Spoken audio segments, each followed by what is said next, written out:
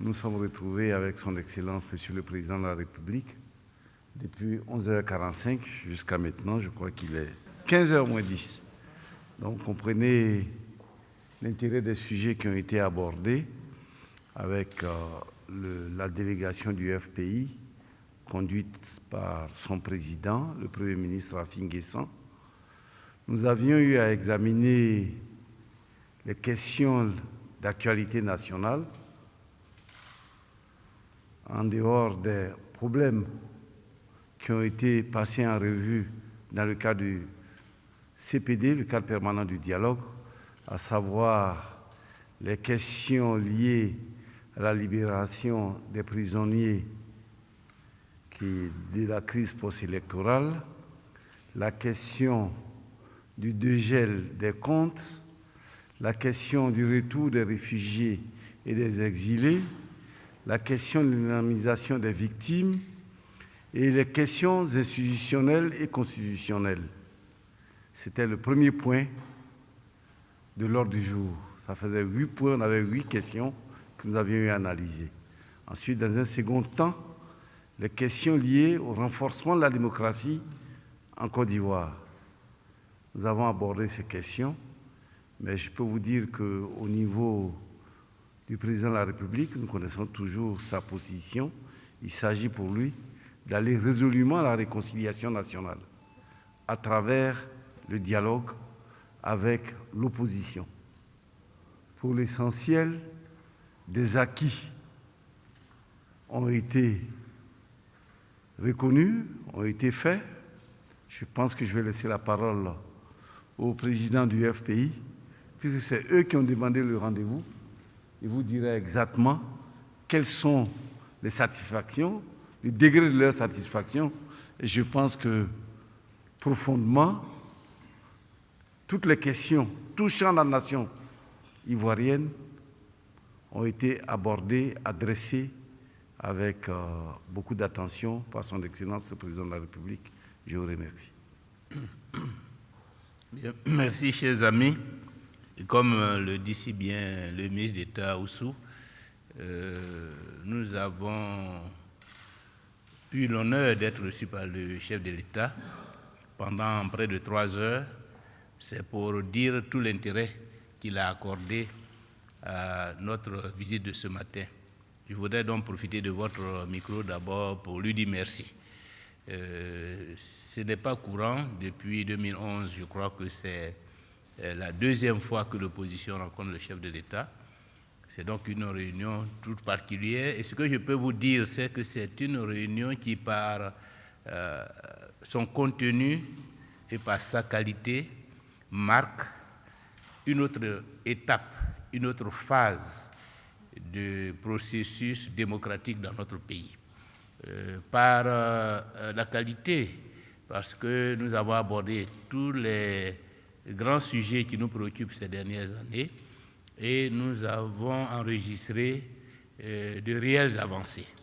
D'abord, une disposition en faveur du règlement définitif de tous les problèmes qui sont contenus dans ce qu'on a appelé la crise post-électorale, notamment la question des prisonniers politiques. Le principe est acquis. Et nous avons présenté la liste des derniers prisonniers qui devraient être libérés. Je crois que nous devons, le président de la République a marqué son accord de principe. Il s'agit seulement de confronter notre liste puisque nous n'avons pas les mêmes chiffres de part et d'autre.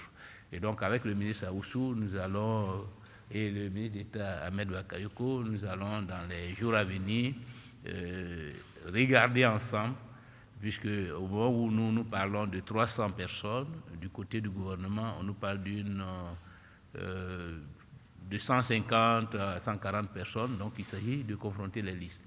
Sur la question du retour des exilés, nous avons noté la disponibilité du chef de l'État à faire en sorte que tous les exilés rentrent en Côte d'Ivoire.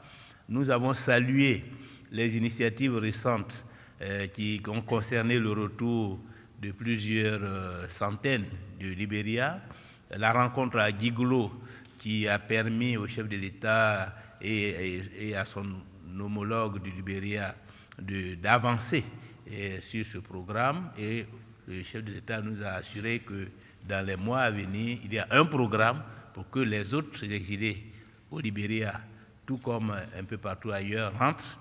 Nous avons souhaité nous impliquer pour que ce processus-là se fasse le plus rapidement possible et que les dernières réticences constatées de la part de certains de nos compatriotes qui sont en exil, que ces réticences-là tombent.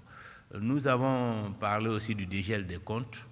Et à l'heure actuelle, il y a quelques situations particulières que nous avons soumises au président de la République, que ce sont des situations aussi qui vont être regardées afin que progressivement tous nos compatriotes, tous nos militants, tous les cadres du Front populaire ivoirien comme de l'opposition de façon générale, qui ont encore des avoirs ou des comptes bloqués, pour que toutes ces situations-là soient résolues. Nous avons aussi parlé de ce qui touche, disons, de libération des maisons, mais surtout de ce qui touche à la consolidation de la démocratie. Sur la question, 4 sujets ont été abordés. Le sujet du financement des partis.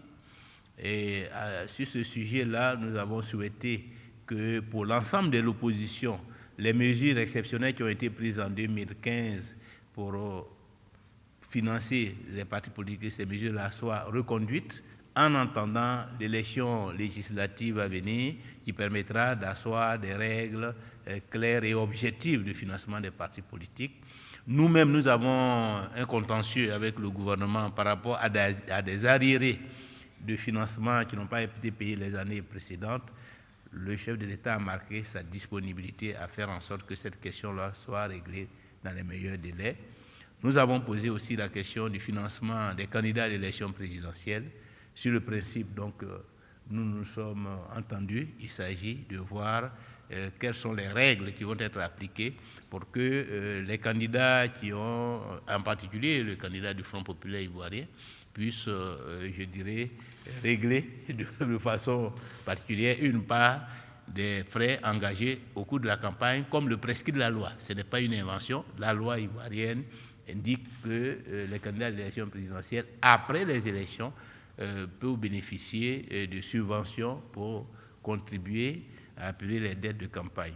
Nous avons parlé aussi à ce niveau des questions électorales, du découpage des circonscriptions, du code électoral, des listes électorales.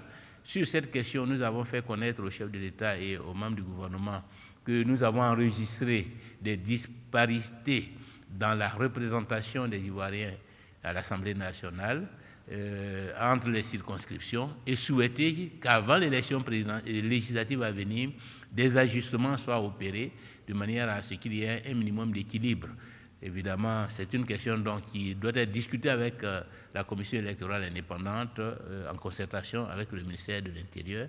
Et donc, sur la question, il n'y a pas aussi d'obstacle majeur. Il s'agit de se mettre d'accord, de regarder les critères et de voir comment nous pouvons faire évoluer le nombre de députés pour que les circonscriptions qui seraient sous-représentées puissent avoir des députés supplémentaires. Nous avons parlé, en dehors donc du code électoral, pour la consolidation de la démocratie, c'est des médias d'État, la question des médias d'État.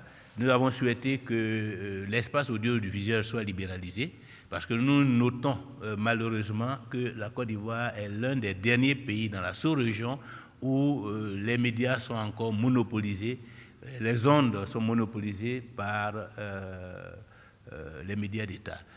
Nous considérons que cela comme un handicap, comme un recul, et que nous avons souhaité, le président de la République nous a promis que d'ici le mois de mars, ces médias-là, les mesures seront prises pour que les télévisions privées puissent avoir des agréments et émettre. Que s'agissant des médias d'État, il y a évidemment là aussi des déséquilibres. Près de plus de 80% des reportages de la RTI qui est présente là sont consacrés au parti au pouvoir. Ce n'est pas normal.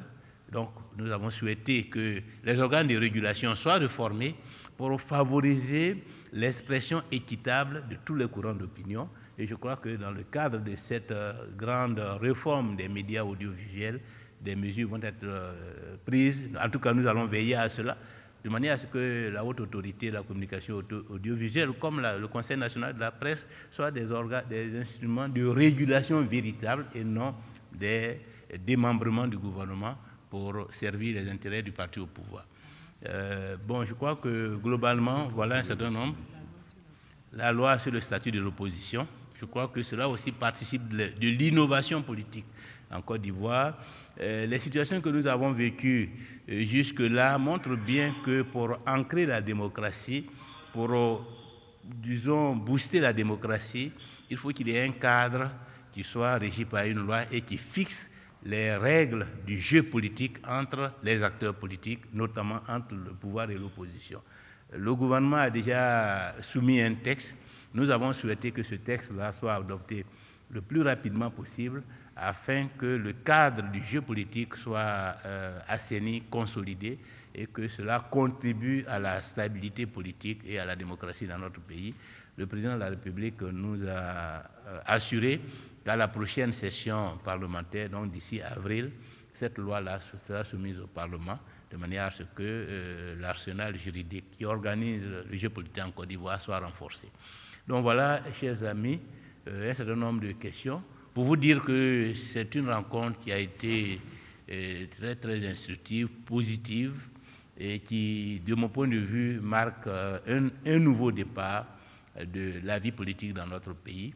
Je voudrais profiter donc de votre micro pour encore une fois remercier le chef de l'État de sa disponibilité, et remercier les ministres, membres du gouvernement et du pôle politique de leur sollicitude et dire que donc, nous allons continuer pour que dans le dialogue, dans la concertation, nous travaillons ensemble à la consolidation de la paix, de la démocratie et à la réconciliation nationale entre les Ivoiriens. Monsieur le Président du FPJ, s'ouvre à la le procès de loi. Mais quand vous dites procès, vous parlez d'une procédure judiciaire. Notre sentiment, c'est que la vérité puisse être manifestée. Un procès a pour objectif de faire éclater la vérité, de faire reconnaître l'innocence des personnes inculpées, accusées.